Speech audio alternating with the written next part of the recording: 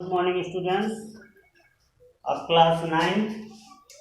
आप लोगों को मैं सेल ऑर्गेनेल्स पढ़ा रहा था। तो सेल ऑर्गेनेल्स में प्लाज्मा मेम्ब्रेन आप लोग पढ़ चुके हैं। प्लाज्मा मेम्ब्रेन के जस्ट बाद में आप लोगों को पढ़ाऊंगा एक very most important cell organelles के बारे में। आज हम लोग पढ़ेंगे माइटोकॉन्ड्रिया।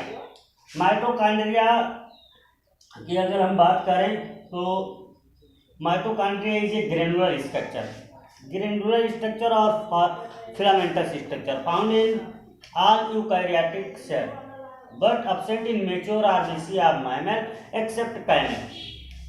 यानी माइटोकॉन्ड्रिया जो होता है सभी यूकैरियोटिक सेल में पाया जाता है और ये मेच्योर आरबीसी ऑफ मैमल यानी स्तनधारियों के मैमल्स के मेच्योर आरबीसी में नहीं पाया जाता है, लेकिन किसमें एक्सेप्ट कैमल यानी कैमल के आरबीसी में पाया जाता है ना।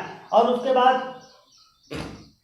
These are completely absent in prokaryotic cell. Prokaryotic cell में माइटोकॉन्ड्रिया नहीं पाया जाता है ना। तो माइटोकॉन्ड्रिया की अगर हम बात करें तो ये हेल्प करता है सेलुलर रिस्पिरेशन में, और सेलुलर रिस्पिरेशन में मदद करता है और प्लस क्या एनर्जी का प्रोडक्शन करवाता है, एनर्जी को उत्पन्न करवाता है। Hence it is also called the power house of the cell.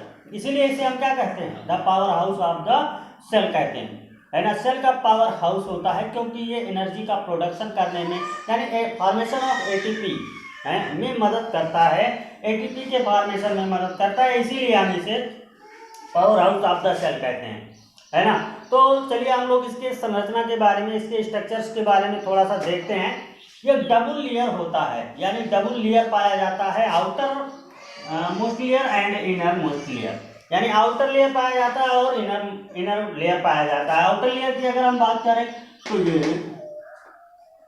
60 to 70 angstrom thick होता है, और इनर लेयर की बात करें तो हम जो है 50 to 60 एंगस्ट्रॉम थिक होता है। अगर देखिए आउटर लेयर और प्लस इनर लेयर की अगर हम बात करें, आउटर लेयर और इनर लेयर की बात करें तो होता ये चीज है कि इसके दोनों बीच में जो स्पेस पाया जाता है इसे हम कहते हैं प्री माइटोकॉन्ड्रियल स्पेस, है ना। ये होता है 70 to 80 एंगस्ट्रॉम थिक। इसमें आरएनए पाए जाते हैं जो प्रोटीन सिंथेसिस में मदद करते हैं, डीएनए पाया जाता है। हाँ हेलो, आप लोग को यहाँ ध्यान देने की आवश्यकता है क्या कि एक ऐसा सेल ऑर्गेनेल्स ये है जो इसका खुद का जेनेटिक मटेरियल होता है, यानी डीएनए मॉलिक्यूल पाए जाते हैं, लेकिन इसमें सर्कुलर डीएनए पाया जाता है ना। DNA are of 2 types. Structurally अगर देखा जाए तो डीएनए 2 प्रकार के होते हैं। स्ट्रक्चरली मैं बात कर रहा हूँ, वैसे तो डीएनए 5 प्रकार के होते हैं, बट अगर स्ट्रक्चर के हिसाब से देखते हैं तो डीएनए 2 प्रकार के होता है, सर्कुलर डीएनए और लीनियर डीएनए। सर्कुलर डीएनए और लीनियर डीएनए को मैं थोड़ा सा कंफर्म करूंगा यहाँ।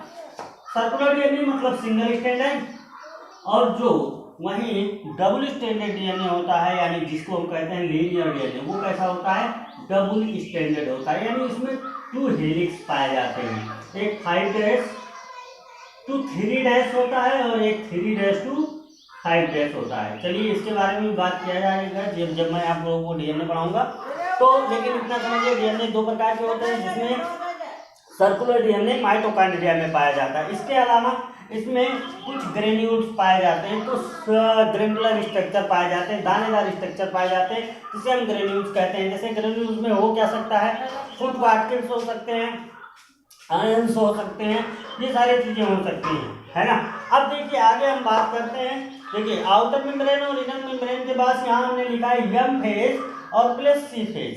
फेज मतलब क्या, किस तरफ का है। तो देखिए मैट्रिक्स, यहाँ इसमें जो तरल पदार्थ पाए जाते हैं यानी फ्लूइड भरा होता है उसे हम कहते हैं मैट्रिक्स। तो इनर लेयर में जो मैट्रिक्स के तरफ होता है उसे हम एम फेज कहते हैं, है ना। इसे मैट्रिक फेज भी कहा जा सकता है। नेक्स्ट जो प्री माइटोकॉन्ड्रियल स्पेस पाया जाता है इस तरफ का जो इनर लेयर होता है उसे हम कहते हैं सी फेज। सी फेज मीन्स साइटोसॉल फेज, है ना। ये होते हैं। अब अगर हम बात करें इस क्रिस्टी की, तो देखिए क्रिस्टी एक फिंगर लाइक प्रोजेक्शन होता है जो इनर मेम्ब्रेन पे बनता है, और इसी में लगा होता है F1 पार्टिकल्स या ऑक्सी, क्या होता है, ऑक्सीसोम,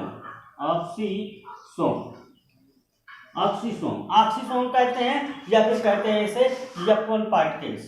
देखिए इसके फंक्शन को थोड़ा सा हम लोग समझते हैं क्रिस्टी और F1 पार्टिकल्स के।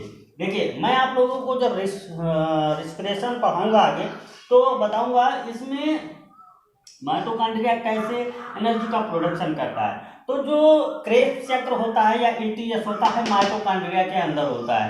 जब हम फूड लेते हैं तो फूड का ऑक्सीडेशन होता है, फूड के ऑक्सीडेशन के पहले जब सेल में पहुंचता है फूड यानी ग्लूकोज, तो उसमें एक प्रोसेस होता है जिसे कहते हैं ग्लाइकोलिसिस के बाद में जो ग्लूकोज होता है कन्वर्ट इनटू पायरोविक एसिड में जब कन्वर्ट होता है तो वो पायरोविक एसिड इलेक्ट्रॉन के साथ क्रिया करता है, यानी इलेक्ट्रॉन ट्रांसपोर्ट सिस्टम होता है और प्लस क्रेब्स चक्र होता है। उस क्रेब्स चक्र ये इस F1 पार्टिकल्स में होता है, यानी इसके माइटोकॉन्ड्रिया के क्रिस्टी से होता हुआ, साइटोमेट्रिक से होता हुआ और F1 पार्टिकल में, है ना, ये होता है जिसके वजह से क्या होता है, अब यहाँ पे एनर्जी का प्रोडक्शन होता है।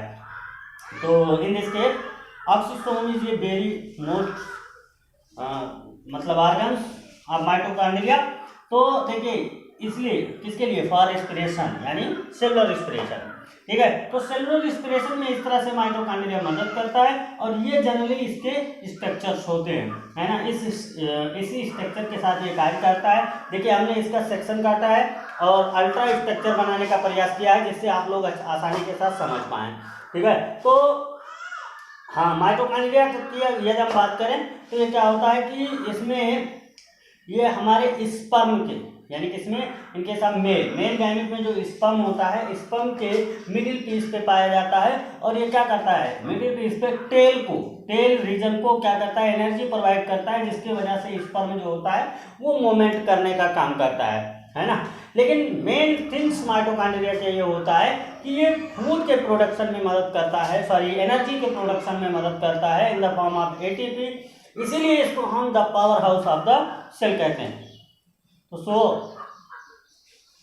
आप लोग के समझ में आया होगा और आप लोग इसे कायदे से थोड़ा पढ़िएगा और इसका नोट्स आप लोग बुक से मैं अवेलेबल कराऊंगा या नोट्स से अवेलेबल कराऊंगा। आप लोग नोट्स बनाएंगे, इसके साथ में डायग्राम भी बनाएंगे आप लोग, और